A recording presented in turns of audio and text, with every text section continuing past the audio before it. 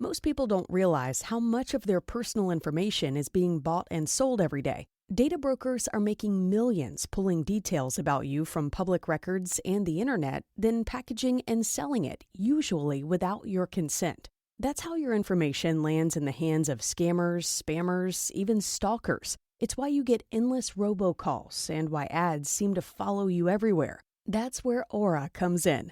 Aura actively removes your data from broker sites and keeps it off. They also instantly alert you if your information shows up in a breach or on the dark web. But Aura goes beyond data protection. With one app, you get a VPN, antivirus, password manager, spam call protection, dark web monitoring, and even up to $5 million in identity theft insurance, all backed by 24/7 US-based fraud support. Other companies might just sell credit monitoring or just a VPN. Aura gives you all of it, together at the same price competitors charge for just one service. Start your free trial today at aura.com/hidden. Protect yourself now at aura.com/hidden. Owning a home is full of surprises. Some wonderful, some not so much. And when something breaks, it can feel like the whole day unravels. That's why HomeServe exists. For as little as $4.99 a month, you'll always have someone to call. A trusted professional ready to help, bringing peace of mind to 4.5 million homeowners nationwide. For plans starting at just $4.99 a month, go to homeserve.com. That's homeserve.com. Not available everywhere. Most plans range between $4.99 to $11.99 a month your first year. Terms apply on covered repairs. Welcome to Riot Fest Weekend. I'm James Van Ostel. This is Con Carne. Con Carne, presented by Alex Ross Art.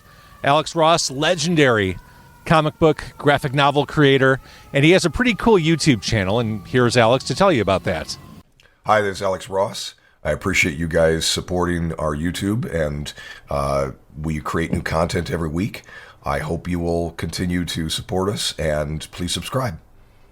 Con Carne also brought to you by a book called 90 Days in the 90s. It is a trip back in time to the 1990s in Chicago. It's written by my friend, Andy Fry, and he will be, along with his book, at Loud Pizza Records in Highland Park. That is happening on Sunday, October 1st, so you can get a signed copy, take the gray line back to the 1990s, and relive all the music, moments, and pop culture as Darby, the lead character who owns a record store, goes back to Chicago during those amazing days. What bands does she see? What clubs does she go to? Relive it all. Get the book in person on October 1st at Loud Pizza in Highland Park. Con Carne, also sponsored by Easy Automation, easy-automation.net. Are you a homeowner? Are you ready for a truly smart home? Does the idea of minimizing your energy usage while maximizing your comfort sound good? The answer is yes.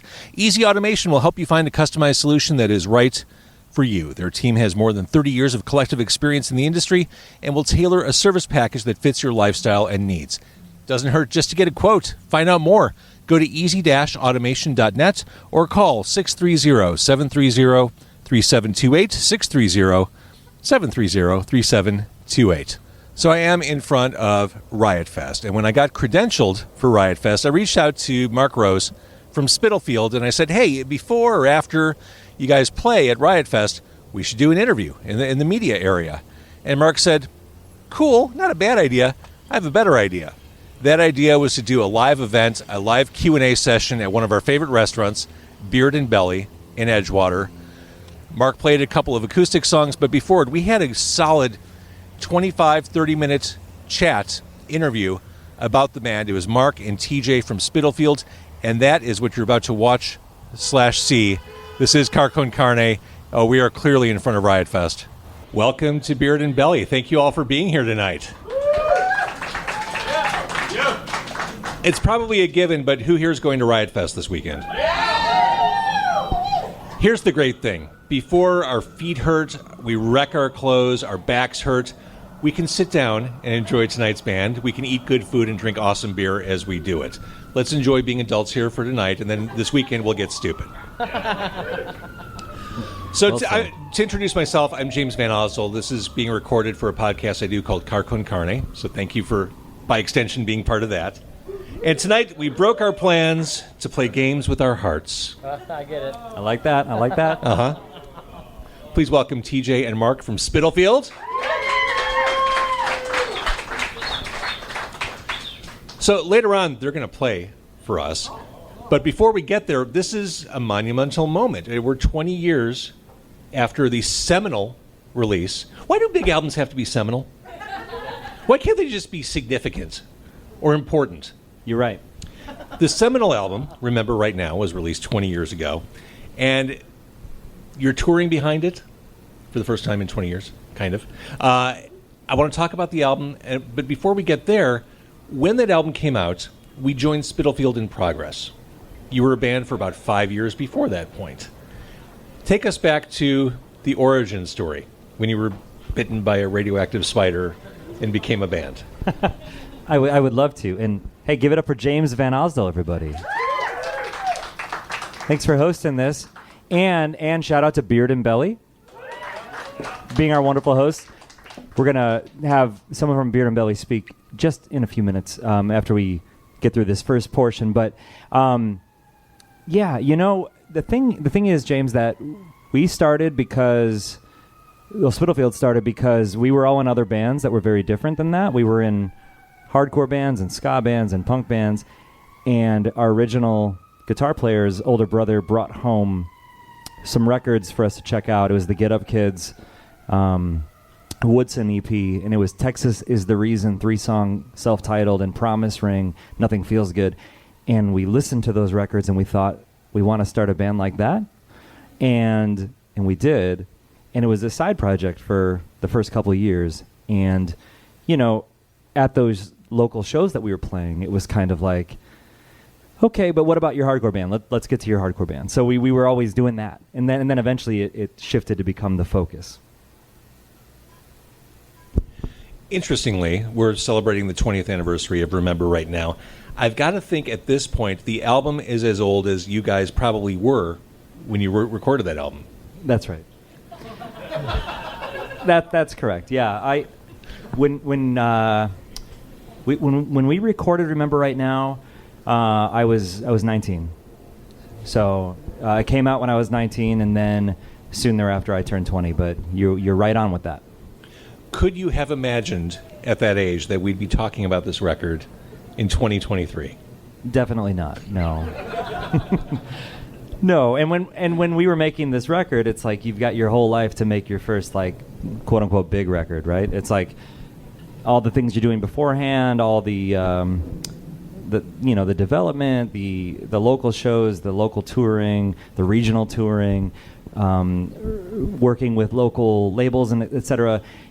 When we made that move and made this album, it was kind of like it was the biggest jump we'd ever taken as a band. And a lot of people say you have your whole life to make your first record and then you go from there. Well, we had records before that, so you're right to call that out. But it was kind of like the first record on a national and international level. So as you talk about local shows, I think everyone in this room, I think everyone in Chicago loves to hear stories about venues back in the day, whether it's the Fireside or playing Metro or some of those DIY situations. Talk about coming up in the local scene. Yeah, well, for starters, it was thriving. And, you know, where we grew up, which was DuPage County, we had a lot of local shows happening that were basement shows and VFW shows and church basement shows and things like that. And when we first got the opportunity to open a show at the Fireside, I remember specifically that our landline phone rang at my parents' house. And it was Brian Peterson. And he asked to speak with me. And he offered us a show. And it's because we had submitted to him a while back, and you know he'd comb through his demos because he did that. Like he was listening to demos and following along as best he could in this kind of like pre-digital era, and we got this opportunity to play the Fireside, and we took it, and then next thing you know, we got another call to my parents' landline where it was like, hey, there's this band from Minneapolis playing. Called Motion City Soundtrack. We hope that you can bring out some people. This was 99. And we did. We brought out some friends, and they were the loudest band we'd ever heard, and they were on the Back to the Beat EP, and we were floored by that. But I think getting to perform in Chicago was a treat, right? Because we mostly had played in the suburbs. And when we started to, kick things into higher gear towards the end of high school, early college, we started to get the opportunities from Metro to be on their local showcase bills and to, pass out free tickets before, what was it, like free before 7 o'clock and $5 after or something like that. And we did all these shows like that. And we really, busted our asses at promoting those. And that led to us getting opening slots for some national acts, and that kind of is where, honestly, we started to gain momentum. It was when those opportunities started knocking on the door. So, and I can't, shortchange the local promoters in the the DuPage area and greater Chicagoland area who were throwing us bones. They were giving us opportunities, and we did our best to promote them. And that was a different time where you would stand outside with a flyer and a CDR or whatever and try to get people to come to your shows. Even like pre-MySpace, it was just like word of mouth was how you got it done. So we worked hard, and then we got rewarded, and then we worked hard again. Let's talk about the reward of getting signed, getting this record, getting someone to put this record out, Victory Records. What was that knock on the door like? Yeah, well, honestly, so part of it here involves TJ, to my left, to your right. TJ joined the band after, while we were releasing the Cloak and Dagger Club EP, which came before Remember Right Now. And TJ was in some bands in the Chicagoland area that we dug, and we'd played some shows together, and our bass player, Terry, had let us know, like, hey, I'm looking to focus on film school. I'm not really going to be able to commit to what you guys want to do. And we didn't know we were going to get signed at that time, to be honest, and fair to him. But we, reached out to TJ. We jammed together. It all kind of worked out. And then at the release show for the Cloak and Dagger Club, it was us, and it was Logan's Loss, another great Chicagoland band. And it was at Metro. And there was a opener, a little-known band that never made it, called Fall Out Boy. And that night, during the set, halfway through, Terry literally handed off the bass to TJ, and it was a big deal because Terry was our guy through and through for many years, and then TJ became our guy, and TJ played that show. I don't know how much you remember that show. Well, we ran into Terry. We played the Roxy in LA probably about a month ago. And he was like, I'm so sorry for heckling you at that first show. And I was like, I don't remember that at all.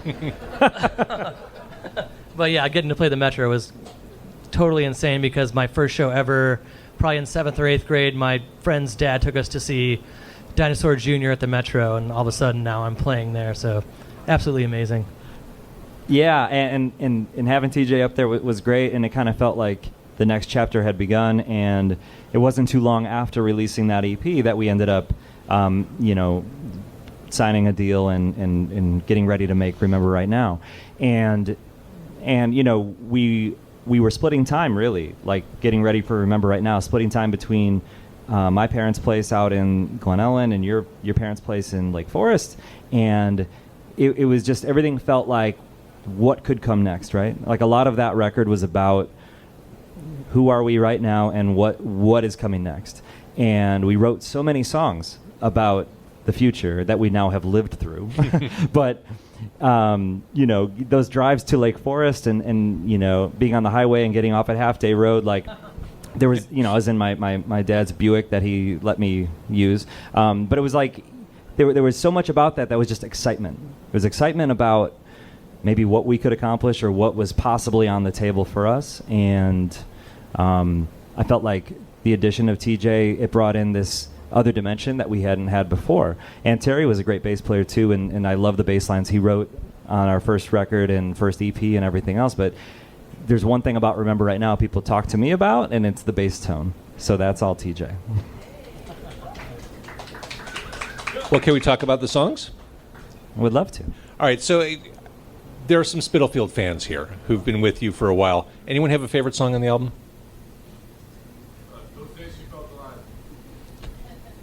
That's a pretty easy one to go to. It's interesting. You mentioned that you're 19. You were 19 back then. I remember the first time I heard this album, listening to the lyrics, listening to the way you sang, I thought there's a romantic hidden in this human body. Like there's a young romantic in there. Is that accurate? Well, I had recently gotten into Jimmy Eat World, so yeah. Yeah, there was. Those days you felt alive, single. I mean, that's... Tonight we broke our plans to play games with our hearts. That's how I started things out. I mean, that's... Right, yeah. That's finding love. Yeah, hey, those are some good lyrics, I think. No, but you're right. It's... I think that, like...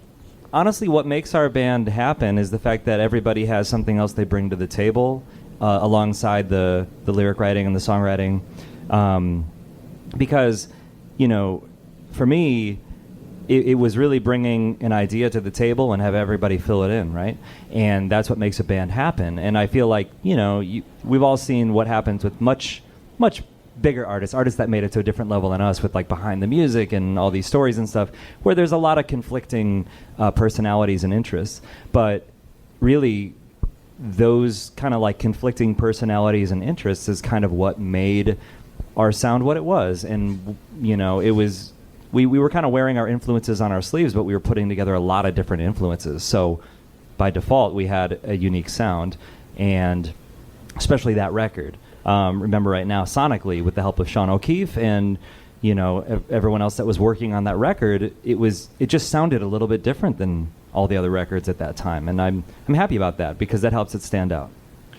I think you captured relationship angst really well.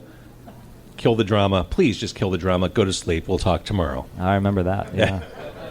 I mean, I literally remember that. But the thing is that, like, that I took a lot of, like, very specific moments and tried to apply them to more general lyrics, but yeah, I mean, there's stories that go with each of them, some of which, you know, are maybe more personal than the other side of the equation would be fair to surely share. But I do remember specifically that lyric that happens in Kill the Drama, where it says, like, you know, I'm turning around, I'm turning it up, you know, I'm taking it out. That's like literally about, like, kind of, well, for lack of a better term, like angry driving, not like dangerously reckless, but like angry driving after like a fight with somebody you care about, and then putting on an album and like being like, I'm going to turn this thing up, and then being like partway through being like, well, but I actually really care about this person, I'm going to turn it down and like maybe rethink, and then I'm like, I'm going to take this thing out, I'm going to throw it. Like, you know, it's a collection of thoughts that are happening in real time when you're just a kid and you're feeling feelings maybe for the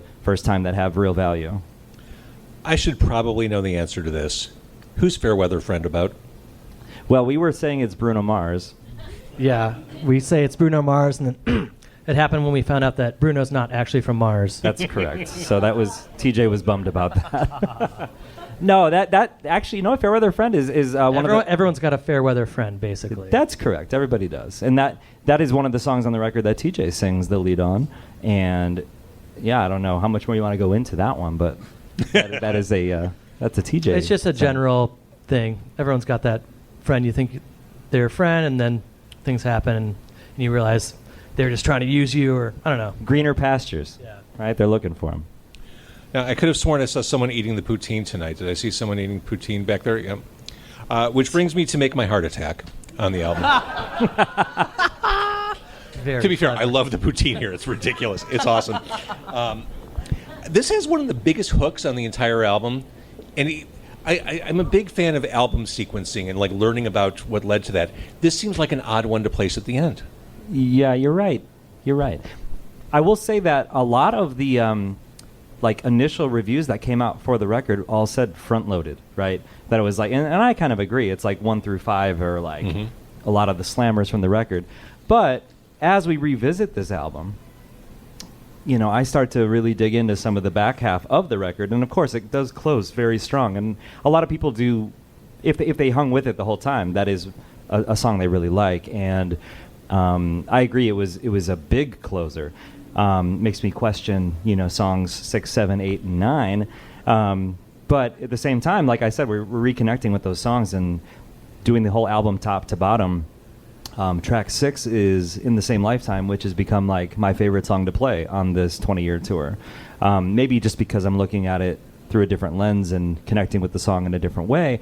But we really never played that song while we were touring too much. And maybe it's because it was too slow, or it was because we were playing with heavier bands than us and we wanted to keep the energy up and didn't want to slow things down.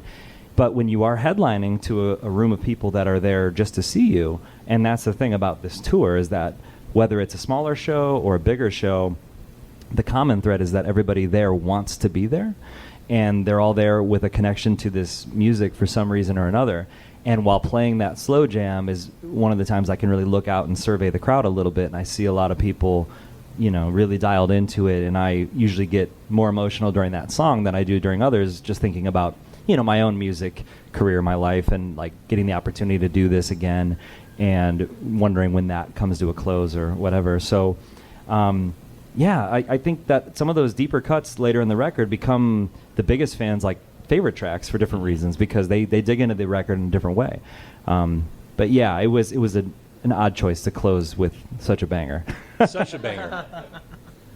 So in reconnecting with these songs for this tour, reconnecting with this music that you created 2 decades ago, how does it feel? Like, how do you relate to these songs? Are you the same people that you were back then? Do you know those people that you're listening to? I'd say no. First though, I don't know, Teej, how do you feel about that? Like, I think it's a weird challenge to revisit these songs, but in a good way, maybe? I don't know. Well, I feel, and I've thought about this a lot lately, spent my entire 30s trying to unlearn my behavior of my 20s, just kind of being emo and crabby, and it's just so nice to be an adult and play with you guys again, and it's been amazing.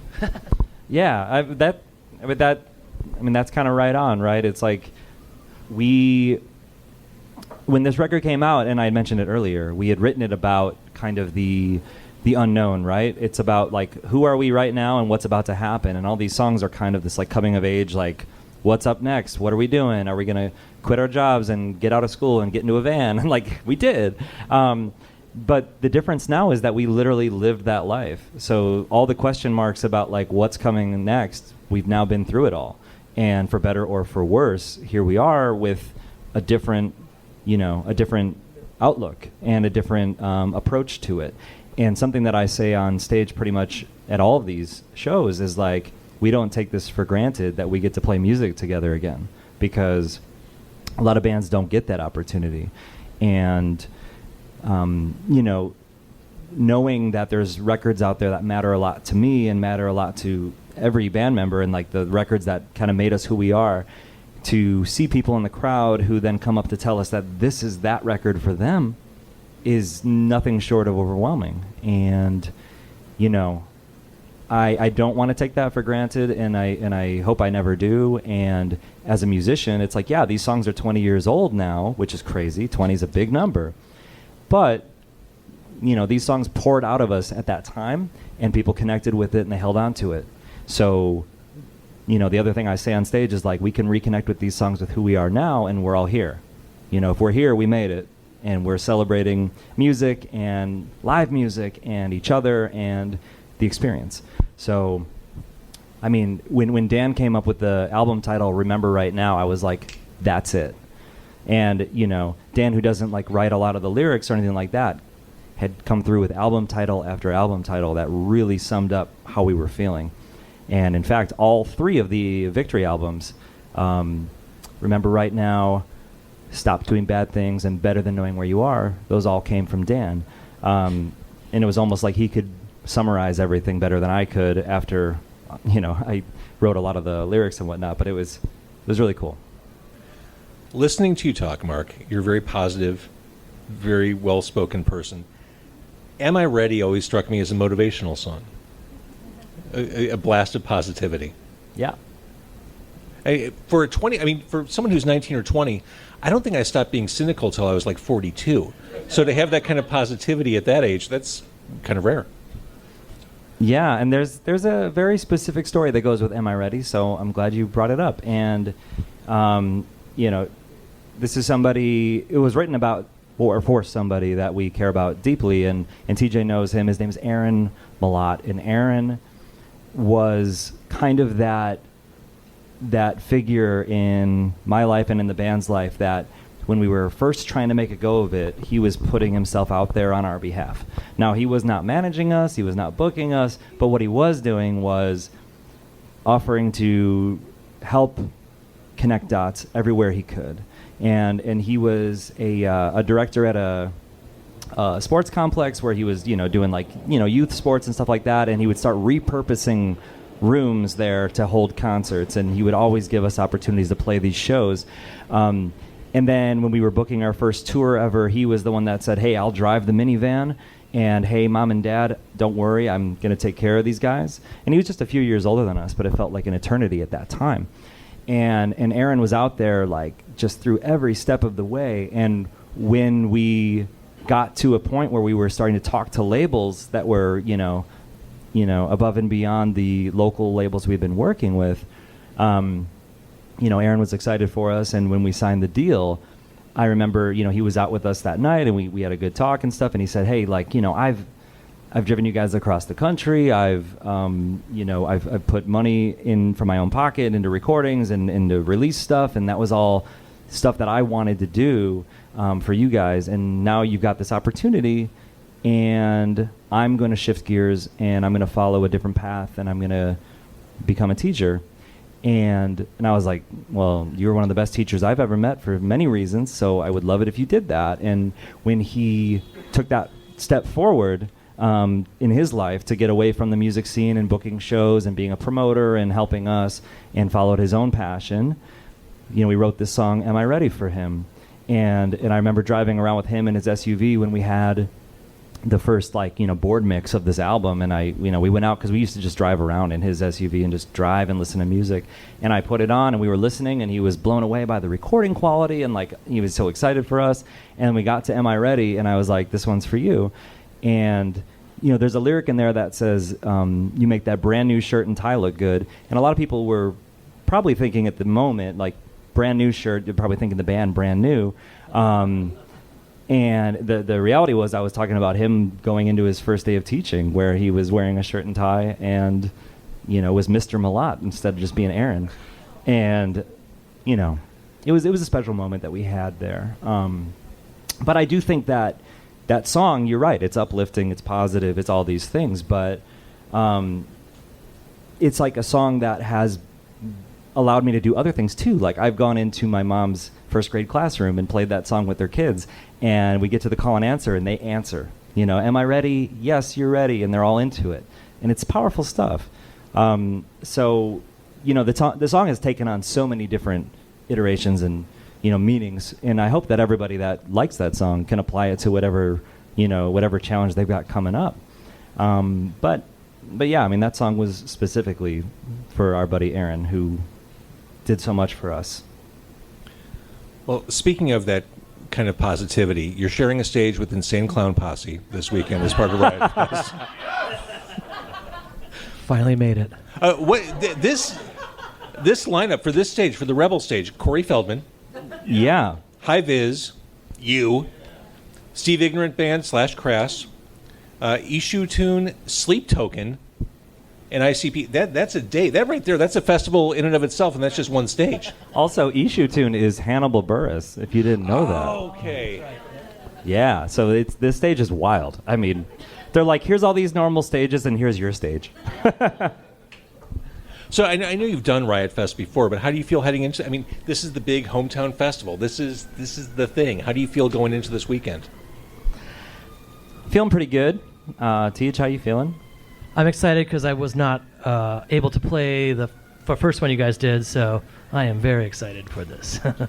Yeah, I think I'm excited for a lot of reasons. First and foremost, Riot Fest is like, if not the best, it's one of the best festivals in the country.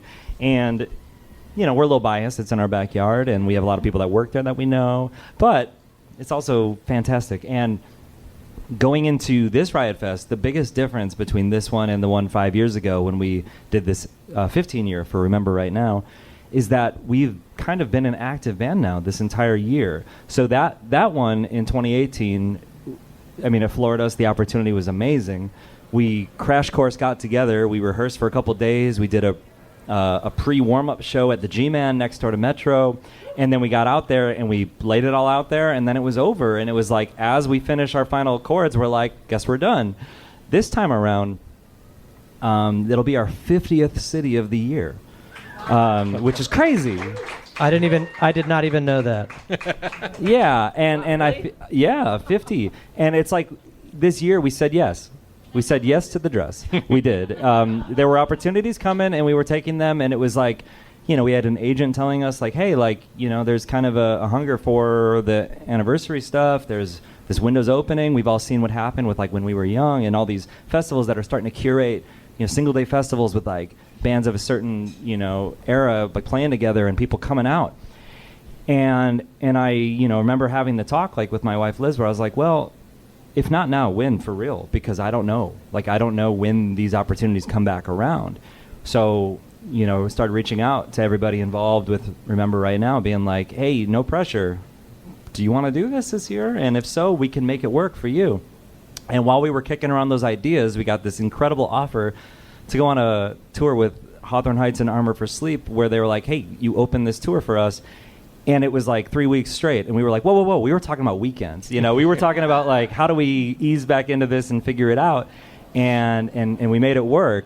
And, I mean, literally 3 nights into that, we'd played more shows than we had played in forever. And it felt good. And that tour was wild. And it was really fun to, like, reconnect. And on that tour, we had John Walker playing guitar instead of Dan, because Dan was not available to be gone for 3 weeks straight, just starting a new job, etc. And John was just an old friend and stepped in and crushed it. But as that tour was ending, we couldn't be more excited about doing our own shows because, they wouldn't be as big of venues and they wouldn't be, quite as covered by the press and whatnot. But we knew that, like, we would have so much fun together.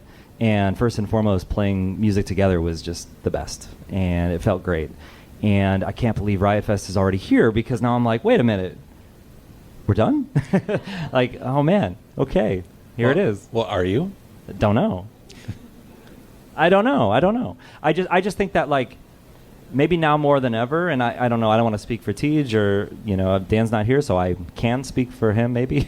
But it's like, we want to be a little more ... than we used to be, because it used to be we'd come out of the woodwork for a show or two, and then it would be like, bye, see you sometime, I don't know when. And that was just the reality of where we were at. And now that we've had this year, it's a little more like, hey, let's take a little time and, reflect, and then let's talk.